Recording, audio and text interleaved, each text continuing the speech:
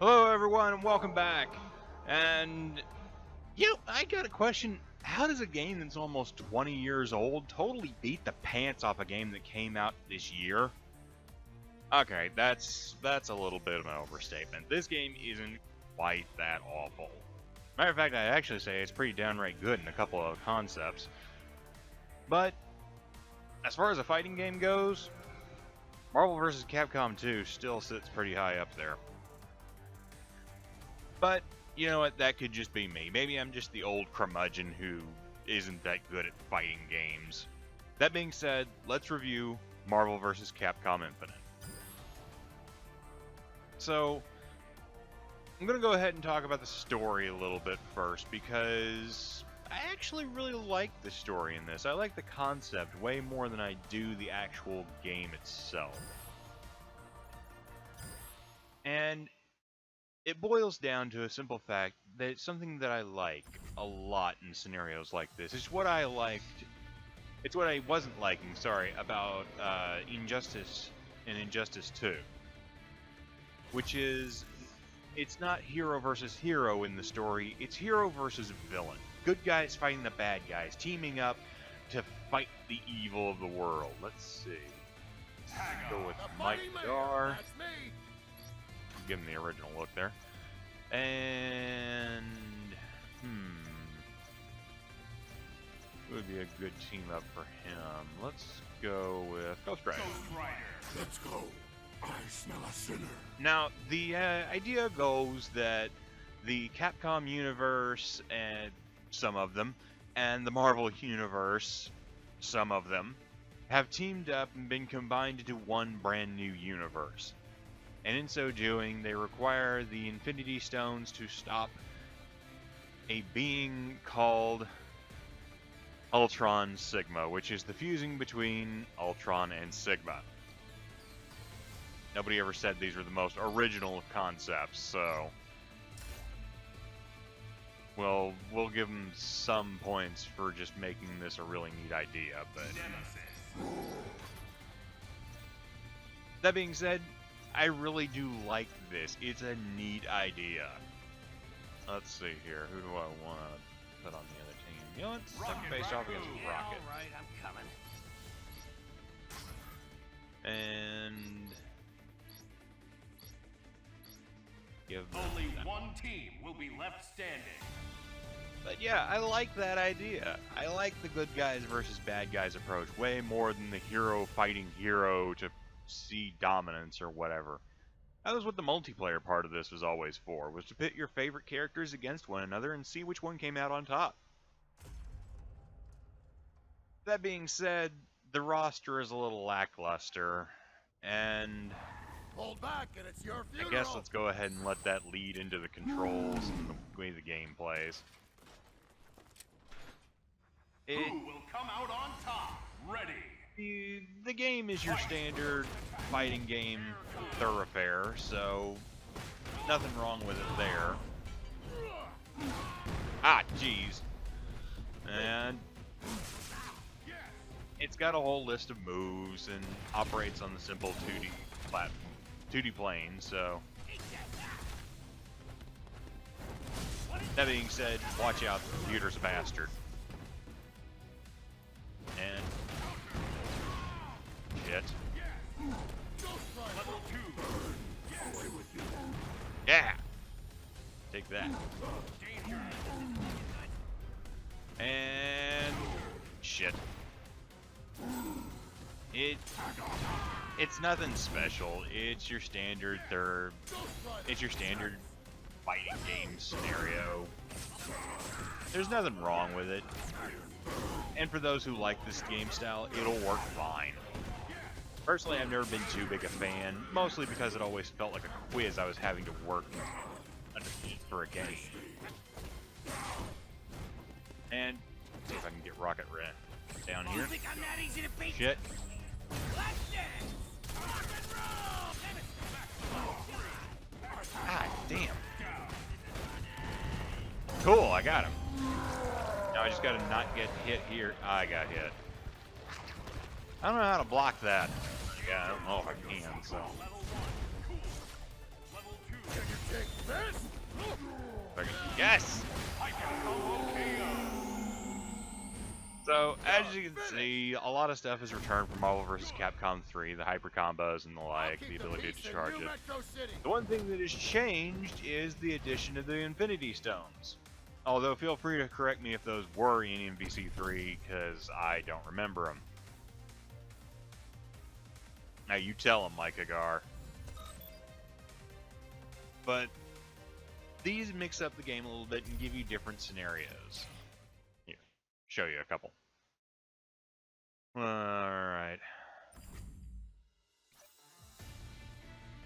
Actually, let's go ahead and go to a very simple plane where we can see everything. I will be Dante, standard, and take... Spider-Man. Go ahead and take Spider-Man. Each stone does something different for you, and you have your Infinity Storm, which you have basically another hyper combo you can trigger, but the stone does stuff. And each one does something different. They are each unique and capable of doing lots of different things and helping you out in various other ways, so it's really pretty good. My personal favorite boils down to the Time Stone and the Soul Stone. Basically just because I'm an awful player, so. The Time Stone allows you to shift around the battlefield swiftly, and when you go into its storm mode, it allows you to switch characters in and out quickly in battle and deal lots of combos. The Soul Stone will allow you to steal HP from a player to help revive you in the battlefield, and if one of your characters is knocked out, if you trigger its ultimate ability, then it will bring them back up to a certain point. And let's go ahead and fight Thanos, and...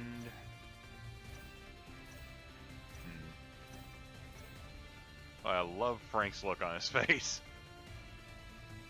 Oh god, I don't know if I should be here. That's kind of how he is in the game. I kind of like that one. Let's see. We will fight against the Space Stone. Fight. Try. It's perfectly fine as a fighting game. It does everything it should do. Personally, it's not my cup of tea. Again, because of the combo listings and having to remember them for each character, it feels like a pop quiz as to how you're going to act/react against a player you're going to play with. Or against. Now, I kind of have to talk about the multiplayer aspect then, which is a little difficult. Now, ideally, this is a really big couch friend beating them up, beating each other up again. Because, well, it's exactly that. And it's a ton of fun for that. The big problem is that it also offers online multiplayer, and I don't know a thing about that. Not for lack of trying, either. Even before this started, I tried to get it to work, and unfortunately that makes 2 days worth of time. They just will not connect to us anybody.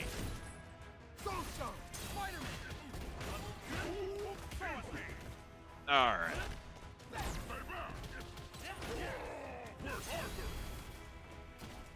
And get out of here.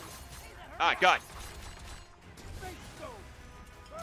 But outside of that, I haven't had any real problem with it. Everybody seems to react fairly decently. I questioned a few times about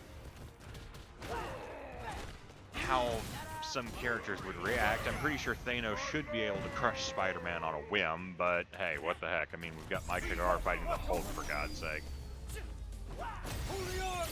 Crap! Oh, okay, thank God. Okay.